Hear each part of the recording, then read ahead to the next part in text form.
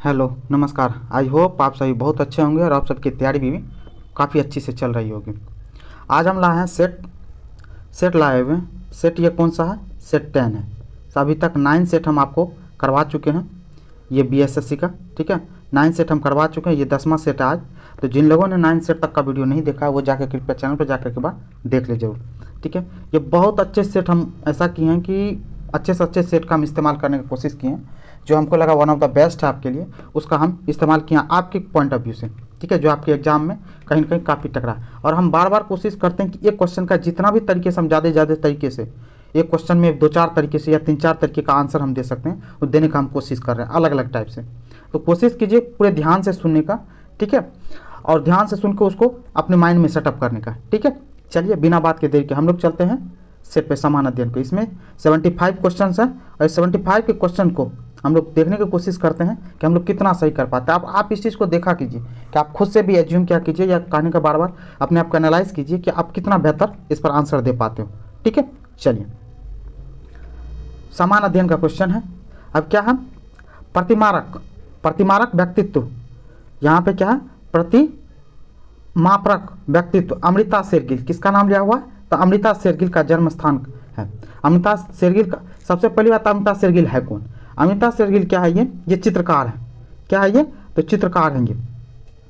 आप जब चित्रकार हैं तो ये इंडियन चित्रकार है, लेकिन इनका पिताजी इंडियन थे लेकिन माँ दूसरे कंट्री की थी। तो सबसे पहली बात तो इनका चित्रकार था। तो किस देश में जन्म हुआ था? तो हंगरी में जन्म हुआ था इनका, ठीक है। और इनका जन्म कब हुआ था? 1913 ईस्वी में, ठीक है। 1913 ईस्वी में जन्म हुआ था। इसको और किस नाम से जानता था? जाना जाता था इसको फ्रीडा काहलो। क्या बोला जाता था इसको? एक अलग नाम से भी इसको जाना था, फ्रीडा काहलो, ठीक है। ये भी नाम से इनको जाना जाता है, फ्रीडा काहलो के नाम से। हंगरी के बुडापेस्ट के हंगरी में इनका जन्म हुआ था। चलिए निम्नलिखित में से कौन विश्व का सबसे बड़ा खनन पतन है? विश्व का सबसे बड़ा खनन पतन है, पतन बोले तो बंदरगाह। तो विश्व का सबसे बड़ा बंदरगाह कौन है खनन पतन के लिए? तो हेडलैंड है। और ये हेडलैंड पड़ता कहाँ पे? तो ऑस्ट्रेलिया में। कहने का मतलब हेडलैंड क्या? ऑस्ट्रेलिया का बंदरगाह। और किस चीज़ के लिए सबसे बड़ा खनन? तो आपको पता होना चाहिए किसके? लो अयस्क। किसका? लो अयस्क का सबसे बड़ा, लो अयस्क का, ठीक है। चलिए किसने लगान को भू उपज के रूप में किसने लगान को भू उपज के उस भाग के रूप में परिभाषित किया था जो मृदा को मूल और अनश्वर शक्ति के प्रयोग के लिए जमींदार को अदा किया जाता? तो किसने किया था? तो रिकार्डो ने। और एक्चुअली में रिकार्डो नाम पड़ा है। रिकार्डो पड़ा किस? इन्हीं के नाम पे। नाम क्या है इनका? David Ricardo. क्या नाम है? David Ricardo. और रिकार्डो के नाम पे ही ये चीज़ को कि जमींदार की अदा को क्या कहा जाने लगा? रिकार्डो कहने लगा। ये क्या थे? डेविड रिकार्डो अर्थशास्त्री थे, ठीक है।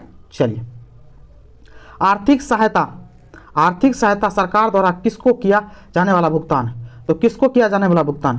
तो उत्पाद यूनिट को किया जाने वाली। एक्चुअली में ये सब्सिडी है।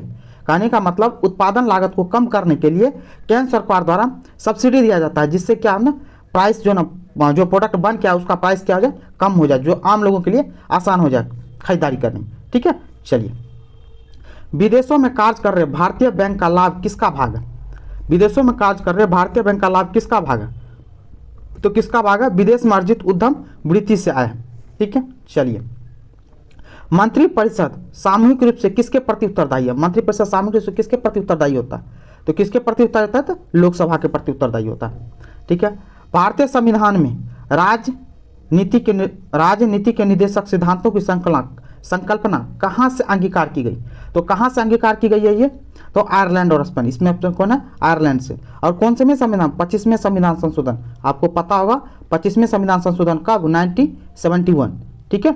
हम लिख नहीं पा रहे हैं अच्छे से, ठीक है, लेकिन आप समझ सकते हैं, हम बार बार आपको इसीलिए सुनाने जा रहे हैं, ठीक है। आयरलैंड से लिखा 25वें संविधान संशोधन 1971 के दिन, ठीक है। चलिए निम्नलिखित में से किस अधिनियम में नियंत्रक महालेखा परीक्षक नामक पद का सुझाव दिया गया? तो कौन से अधिनियम में दिया गया? क्या नियंत्रक महालेखा परीक्षक नामक पद का सुझाव किस में दिया गया? तो 1935 के अधिनियम में दिया गया, ठीक है।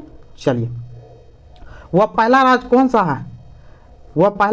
कौन सा है जिसने परिसीमन के अधीन मतदान किया? परिसीमन के अधीन सबसे पहले मतदान किसने किया? तो कर्नाटक राज्य ने। और सबसे पहला हुआ था कर्नाटक का एक राज्य था, कौन सा? मांड्या। क्या नाम है? तो मांड्या है, याद रखिएगा। ये मांड्या जिला है, यहीं पे सबसे पहले परिसीमन का मतदान करवाया गया था। ठीक है, और कब करवाया गया था परिसीमन का? तो 2008 में करवाया गया था। इस चीज़ को प्रॉपर याद रखिएगा, समझे। आज परिसीमन के मतदान का किसके अध्यक्षता में? तो न्यायमूर्ति कुलदीप सिंह की अध्यक्षता में ये परिसीमन के अधीन मतदान करवाया गया था। ठीक है, चलिए, निम्न में से किस राज्य में विधान परिषद है? तो विधान परिषद किस किस राज्य में? तो इसमें से ऑप्शन में से कौन है, किसमें विधान परिषद है? तो आपको पता हो तो विधान परिषद किसमें है? तो कर्नाटक में। ठीक है, विधान परिषद पूरे भारत में जितने भी राज्य, ठीक है, उनमें मात्र 6 ही राज्य में विधान परिषद है। ठीक है, और उन 6 राज्य को आपको जानना जरूरी है बार बार, क्योंकि बार बार एग्जाम में कहीं ना कहीं से पूछ देता है आपको। तो 6 राज्य को, एक तो कर्नाटक आपका पहले से हो गया। ठीक है, दूसरा एक और जान लीजिए बिहार के बाद कौन सा? यूपी भी है। यूपी के बाद आंध्र प्रदेश जिसको बोलते हो, आंध्र प्रदेश है। तेलंगाना है, ठीक है, तेलंगाना है, और महाराष्ट्र है। ठीक है, तो ये हो गए कर्नाटक 1, बिहार 2, यूपी 3, आंध्र प्रदेश 4, तेलंगाना 5, महाराष्ट्र 6। ये 6 राज्य है जहाँ पे विधान परिषद है। ठीक है, और ये विधान परिषद का आर्टिकल कौन है? आर्टिकल 169 है विधान परिषद को लेकर के। ठीक है, ये चीज़ है। तो इसमें आंसर कौन है क्या? एक कर्नाटक। चलिए, बीजापुर अपनी किस चीज़ के लिए जाना जाता है? बीजापुर किस चीज़ के लिए जानता है? तो बीजापुर जाना जाता है गोल गुंबज के लिए जाना जाता है। ठीक है, और गोल गुंबज है कहाँ पे? ये कर्नाटक में। तो गोल गुंबज कहाँ पे? ये तो बीजापुर कर्नाटक में है। ठीक है, कर्नाटक में। अब कर्नाटक में है तो ये कर्नाटक में, अब इसके लिए तो गोल गुंबज को बनवाया किसने था? तो गोल गुंबज को बनाया था मोहम्मद आदिल शाह ने। किसने बनवाया था? मोहम्मद आदिल शाह।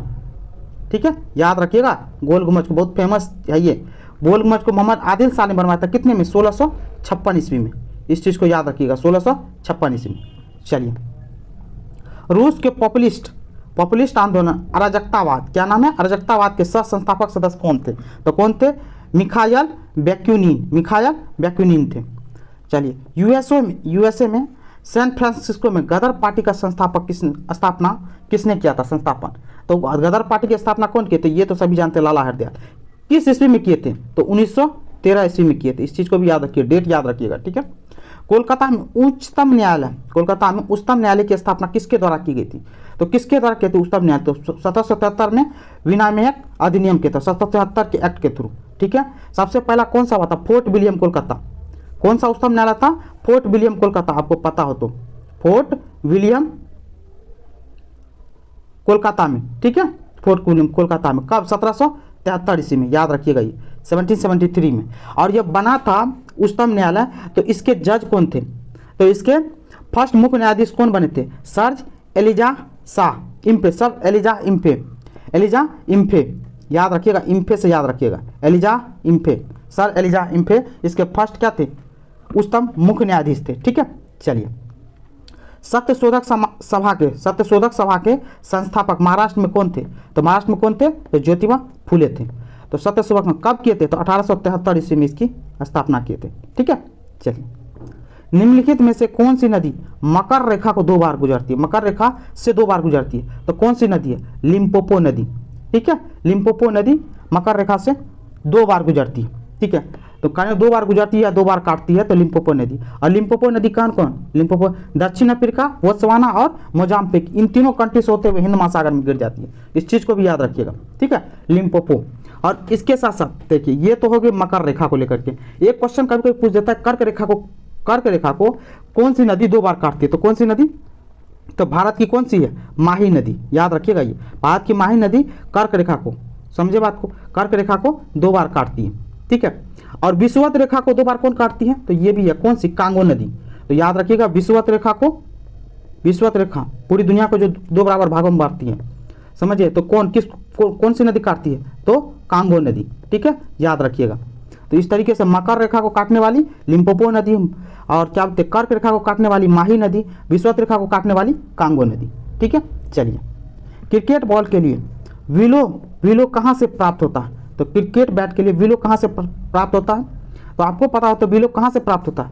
तो ये प्राप्त होता है पतझड़ी वन से। कहाँ से प्राप्त होता है? तो पतझड़ी वन, जिसको आप पर्णपाती वन भी बोलते हैं, पर्णपाती वृक्ष। ठीक है, चलिए, एशिया की सबसे बड़ी नदी कौन सी है? यहाँ पे बोल रहा है एशिया की सबसे बड़ी नदी। तो एशिया की सबसे बड़ी यांगसी नदी है, ये चाइना में बहती है। यांगसी नदी वर्ल्ड की तीसरी सबसे बड़ी भी नदी है, वर्ल्ड की तीसरी बड़ी नदी है। इसकी लंबाई कितनी किलोमीटर तक है? तो 6300 किलोमीटर के आसपास है। कितनी? 6300 किलोमीटर। अब जब इतना जानेंगे तो गंगा नदी की लंबाई आपको पता ही है 2525 किलोमीटर, ठीक है। और साथ साथ में यदि तीसरी नदी है यांगसी नदी, वर्ल्ड की और एशिया की सबसे बड़ी नदी है, तो पहली सबसे लंबी नदी नील नदी, ठीक है। नील नदी दुनिया की सबसे लंबी नदी है, 6650 किलोमीटर इसकी लंबाई है। दूसरी अमेजन नदी, ठीक है, अमेजन नदी, इसकी लंबाई 6400 किलोमीटर, ठीक है। चलिए, ग्रहण के दौरान पड़ने वाली छाया का सबसे बड़ा काला भाग, छाया का सबसे बड़ा काला भाग क्या कहलाता है? प्रछाया बोला जाता है। क्या बोला जाता है? प्रछाया। चलिए, विपदा के लिए योजना बनाने का मुख्य उद्देश्य क्या कम करना है? विपदा के समय तो क्या करना है? क्षति को कम करना होता है, ठीक है। वायुमंडलीय घटना के अध्ययन को क्या कहा जाता है? तो क्या बोला जाता है? वायुमंडलीय घटना के अध्ययन को मौसम विज्ञान बोला जाता है। जैव विविधता अभियान पर सम्मेलन का सचिवालय कहाँ स्थित है? तो कहाँ पे है? मॉन्ट्रियल में स्थित है। ये मॉन्ट्रियल है कहाँ पे? तो मॉन्ट्रियल आपको पता हो तो कहाँ पे? कनाडा में। कहाँ पे? कनाडा। ये कहाँ पे? नॉर्थ अमेरिका का पार्ट है कनाडा कंट्री, ठीक है, नॉर्थ अमेरिका में, यूएसए के जस्ट ऊपर में, ठीक है। भूमध्य रेखा निम्नलिखित में से किस देश से होकर के नहीं गुजरती? क्या पूछ रहा है? नहीं गुजरती है भूमध्य रेखा, किस देश से होकर के? तो किस देश से होकर के भूमध्य रेखा नहीं गुजरती है? तो मैक्सिको से होकर के नहीं गुजरती है, ठीक है। भूमध्य रेखा टोटल जो है ना, टोटल 13 देश से होकर के गुजरती है। तो हम 13 देश का नाम ले रहे हैं, आप अपने दिमाग में बैठाने की कोशिश कीजिए। एक तो मैक्सिको यहीं पे आपको पता चल गया, ठीक है। दूसरा मैक्सिको, इक्वाडोर, कोलंबिया, कांगो गणराज्य, गैबन, युगांडा, सोमालिया, मालदीव, किर्बती और लोकतांत्रिक कांगो गणराज्य, ठीक है। एक कांगो गणराज्य अलग है और एक लोकतांत्रिक कांगो गणराज्य ये अलग है, ठीक है। टोटल 13 कंट्री से होकर के भूमध्य रेखा गुजरती है, ठीक है। तो इस चीज़ को याद रखिएगा। तो एक बार फिर बोल देते हैं आपको, Mexico, Ecuador, Colombia, Gabon, Congo गणराज्य, युगांडा, सोमालिया, मालदीव, किर्बती, लोकतांत्रिक कांगो गणराज्य, ठीक है। चलिए, अधिकांश भूप्रपट्टी किस सेल से बनी होती है? अधिकांश भूप्रपट्टी किस सेल से बनी होती है? तो कौन सी सेल से बनी होती है? तो आग्नेय सेल से बनी होती है। निम्नलिखित नगरों में से मरुस्थल देश माली की राजधानी कौन सी है? मरुस्थल देश माली की राजधानी कौन सी है? तो माली की राजधानी है बामाको। क्या नाम है? बामाको। और ये अंकारा किसकी है? तो तुर्की की है। तुर्की नहीं बोलेंगे अब, ये तुर्की की है। क्यों? क्योंकि आपको पता है तुर्की का कंट्री अपना नाम बदलवा चुकी है यूएनओ से, ठीक है। तो तुर्की की जगह तुर्की बोला जाता है, ठीक है। तो चलिए, डेमस्कस किस देश की राजधानी है? तो सीरिया की राजधानी। किसकी राजधानी है? तो सीरिया की राजधानी। चलिए, तुम मुझे रक्त दो मैं तुम्हें आज़ादी दूंगा, इन शब्दों का श्रेय किसको प्राप्त है? तो किसको? सुभाष चंद्र बोस को, ठीक है। चलिए, तमिलनाडु में सर्वाधिक लोकप्रिय त्यौहार कौन सा है? तो तमिलनाडु का सर्वाधिक लोकप्रिय त्यौहार कौन सा है? तो यदि आपको पता हो तो तमिलनाडु का कौन सा है? पोंगल है, ठीक है। ओणम कहाँ का है? तो ओणम केरल का है, ठीक है। और गुड़ी पड़वा ये महाराष्ट्र का, महाराष्ट्र के साथ साथ में ये पुणे में भी मनाया जाता है, मध्य प्रदेश में कुछ कुछ, लेकिन गुड़ी पड़वा अधिकतर महाराष्ट्र का, बिहू आसाम का, ठीक है। चलिए, कृष्णदेव राय ने हम्पी में कृष्णा स्वामी मंदिर बनवाया था, यह इस समय किस राज्य में स्थित है? तो कौन से राज्य में है ये? तो आपको पता होता है ये कर्नाटका में, ठीक है, कर्नाटका में। ये कृष्णदेव राय ने कृष्णा स्वामी मंदिर कब बनवाया था? तो 1531 ईस्वी में बनवाया था, ठीक है। चलिए, ग्रामीण निर्धनता को दूर करने के लिए पूरा मॉडल का पक्ष समर्थन किसने किया था? पूरा कहने का मतलब ये तो हिंदी में लिखा हुआ है, एक्चुअली में PURA होता है, ठीक है। ये पूरा, इसका क्या होता है? पूरा। तो इसका था providing urban amenities to rural area, समझे? Providing urban amenities to rural area, इसका फुल फॉर्म होता है। मॉडल का पक्ष का समर्थन किसने किया था? तो डॉक्टर APJ अब्दुल कलाम थे, भारत के मिसाइल में, ठीक है। गुट निरपेक्षता का मूल रूप से क्या अभिप्राय है? गुट निरपेक्षता का मूल रूप से क्या अभिप्राय है? तो ये अपनी नीति चुनना। अब यहाँ पे गुट निरपेक्ष है, तो गुट निरपेक्ष आंदोलन 1961 ईस्वी में, ठीक है, 1961 ईस्वी में गुट निरपेक्ष आंदोलन। कहाँ पे फर्स्ट इसका सम्मेलन हुआ था? कहाँ पे? बेलग्रेड में हुआ था। इस चीज़ को याद रखिएगा, 1961 ईस्वी में फर्स्ट सम्मेलन, ठीक है। चलिए, गुरु शिखर क्या? अब आया सब गुरु शिखर क्या? तो गुरु शिखर क्या है? तो अरावली की उच्चतम शिखर है ये। गुरु शिखर अरावली की उच्चतम शिखर है। तो अब ये गुरु शिखर अरावली की उच्चतम शिखर, तो इसकी ऊंचाई कितनी है? अधिकतम ऊंचाई कितनी है गुरु शिखर की? 1722 मीटर, याद रखिएगा, ठीक है। गुरु शिखर की ऊंचाई 1722 मीटर। चलिए, प्रस्तावना के अनुसार परम शक्ति किसके हाथों में होती है? परम शक्ति किस में? जनता के हाथों में होती है, ठीक है। नूरजहां का असली नाम क्या था? तो नूरजहां का असली नाम क्या था? मेरुनिसा था। नूरजहां का असली नाम क्या था? मेरुनिसा था। ये किसकी पत्नी थी? तो आपको ही पता होगा किसकी? जहांगीर की पत्नी थी। ठीक है, जहांगीर की पत्नी थी, इस चीज़ को याद रखिएगा, जहांगीर की पत्नी थी। तो एक्चुअली देखिए, जहांगीर के काल को पेंटिंग्स का स्वर्ण युग बोला जाता है मुगल के दौर में, ठीक है, और शाहजहां के काल को स्थापत्य कला का स्वर्ण युग बोला जाता है। ये बात याद रखिएगा, ये क्वेश्चन पूछा जाता है बहुत बार। दक्षिण अफ्रीका में पालन की जाने वाली प्रजातीय भेदभाव नीति को क्या कहा जाता है?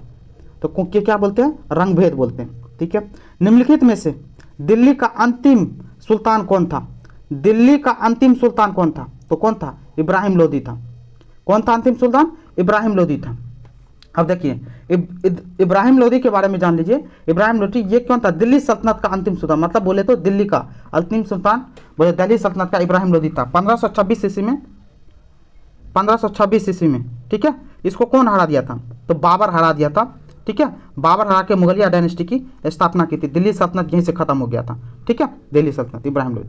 चलिए, भारत के मुख्य चुनाव आयुक्त की नियुक्ति कौन करता है? भारत के मुख्य चुनाव आयुक्त की नियुक्ति कौन करता है? तो भारत के राष्ट्रपति करते हैं। पूंजी बाजार नियामक कौन है? तो पूंजी बाजार नियामक कौन है? तो आपको पता है सेबी है। ठीक है, और सेबी की स्थापना कब हुई थी? 1992 में। ठीक है। चलिए, किस उच्च न्यायालय को पहली मुख्य न्यायाधीश के होने का गौरव प्राप्त है?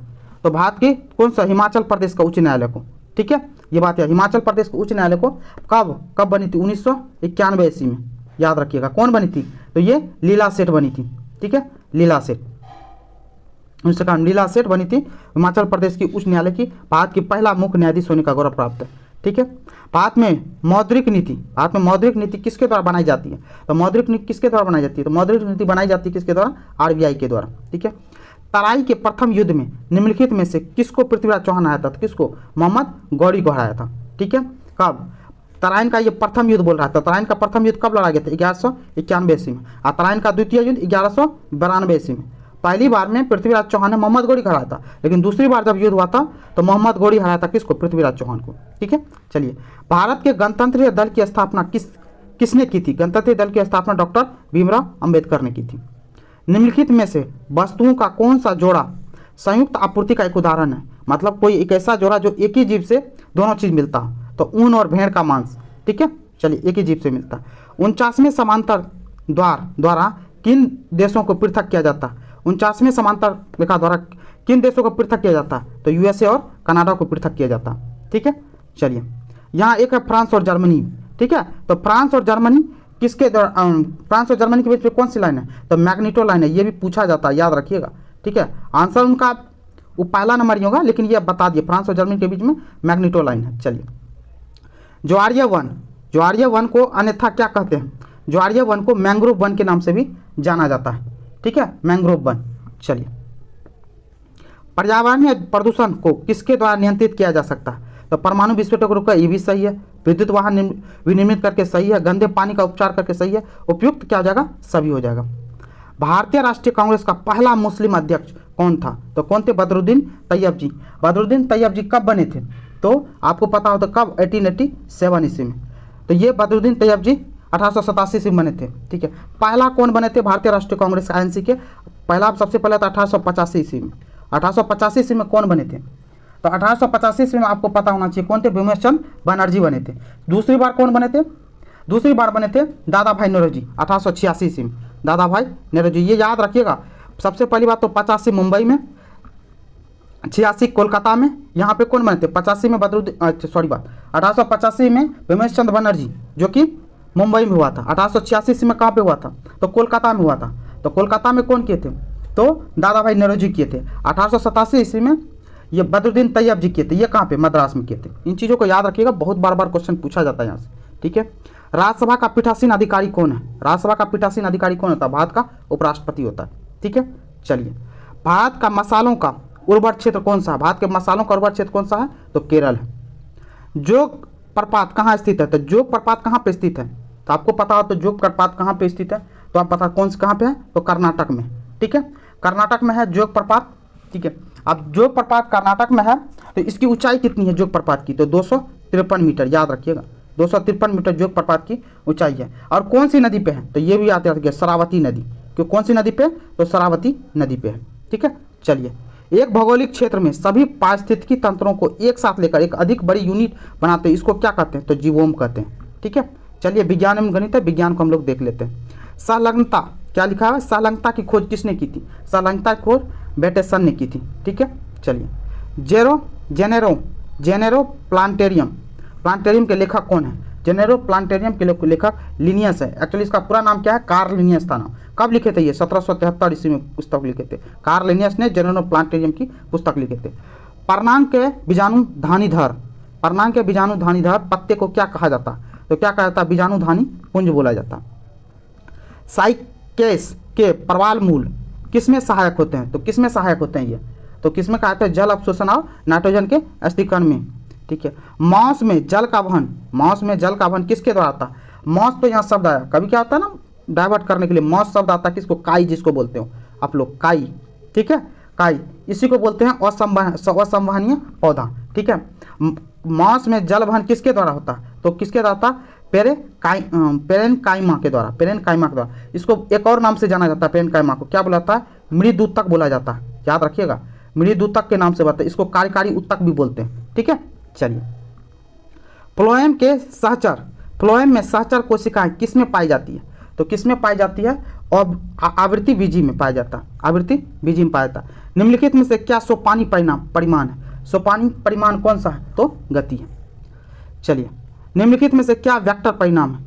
क्या वेक्टर परिणाम? तो इसमें से कौन सा वेक्टर परिणाम है? तो आपको पता हो तो कौन सा है? तो गति। एक समान गति वाला पिंड, क्या लिखा हुआ? एक समान गति वाला पिंड क्या होगा? एक समान गति वाला पिंड त्वरित नहीं होता। एक समान वेग से चल रही गाड़ी में से एक व्यक्ति प्लेटफॉर्म पर एक गेंद गिराता, प्लेटफॉर्म पर खड़े एक प्रेक्षेपक द्वारा देखा जाने वाला गेंद का पथ कैसा होगा? तो गेंद का पथ कैसा होगा? परवलयाकार होगा। ठीक है, चलिए इंटरनेट के क्षेत्र में www के प्रयोग किसके लिए किया जाता है? तो वर्ल्ड वाइड वेब के लिए किया जाता है।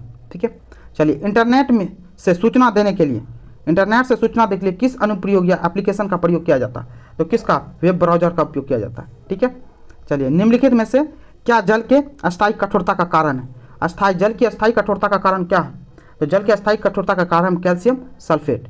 क्या है? कैल्शियम सल्फेट है। निम्नलिखित में से कौन सा तत्व उत्कृष्ट गैस का उदाहरण है? उत्कृष्ट गैस कहने का मतलब क्या? नोबेल गैस का उदाहरण है। कौन सा है? हीलियम है। और कौन कौन सा होगा? Helium, neon, argon, krypton, xenon, radon. ठीक है, तो याद रखिएगा कौन से अति में पाया जाता है? तो 8A में, याद रखिएगा 8A में। चलिए न्यूक्लिक रिएक्टरों में भारी जल का प्रयोग शीतक के रूप में किया जाता है। भारी जल क्या है इसमें? तो भारी जल क्या है इसमें? तो आपको ही पता हो तो कौन सा? यहाँ पे हाइड्रोजन के भारी आइसोटॉप से युक्त जल होता है, जिसको आप लोग बोलते हैं D2O, हमेशा बोलते रहते हैं। निम्नलिखित में से कौन सा तत्व प्राकृतिक रेडियो एक्टिविटी नहीं दर्शाता? तो कौन सा नहीं दर्शाता? यूरेनियम दर्शाता है, थोरियम दर्शाता है, पोलोनियम, एल्युमिनियम नहीं दर्शाता। ठीक है, एल्युमिनियम जो है ना ये रेडियो एक्टिविटी को नहीं दर्शाता। चलिए निम्नलिखित में से कौन सा एंजाइम रक्त का थक्का बनने में सहायता करता है? तो कौन सा? रेनिन करता है। कभी कभी दे देता है ऑप्शन में थम्बोसाइट। ठीक है, ये भी याद रखिएगा, ये भी सहायक होता है। चलिए एक फ्लॉपी डिस्क में कितना डाटा स्टोर किया जा सकता है? एक फ्लॉपी डिस्क में 1.44 MB समझे स्टोर किया जा सकता है। जैव डीजल अधिकतर किसके द्वारा उत्पादित किया जाता है? तो जैव डीजल अधिकतर किसके द्वारा उत्पादित किया जाता है? तो यूफाब्रिएसिस के द्वारा, बीएसिस के द्वारा। अब यूफाब्रिएसिस ये क्या है ना, ये एक प्रकार का फैमिली है। किसका फैमिली है? जेट्रोफा पौधा का अधिकतर निकाला जाता है, क्वेश्चन पूछाता है तो जेट्रोफा पौधा जो होता है उससे निकाला जाता है कौन चीज? जैव डीजल। ठीक है, इसी का एक फैमिली है कौन? यूफार्बाबिएसी। ठीक है, चलिए पुष्पहीन पौधों को क्या कहते हैं? तो पुष्पहीन पौधों को क्या कहा जाता है? तो पुष्पहीन पौधों को बुलाता है क्रेप्टोगैम बोला जाता है। क्या बुलाता है? क्रेप्टोगैम बोला जाता है। निम्नलिखित में से ऊष्मा को अच्छा चालक लेकिन विद्युत का खराब चालक कौन होता है? तो अभ्रक होता है। चलिए स्वचालित वाहनों का रेडिएटर में प्रतिहीन के रूप में किस पदार्थ का उपयोग किया जाता है?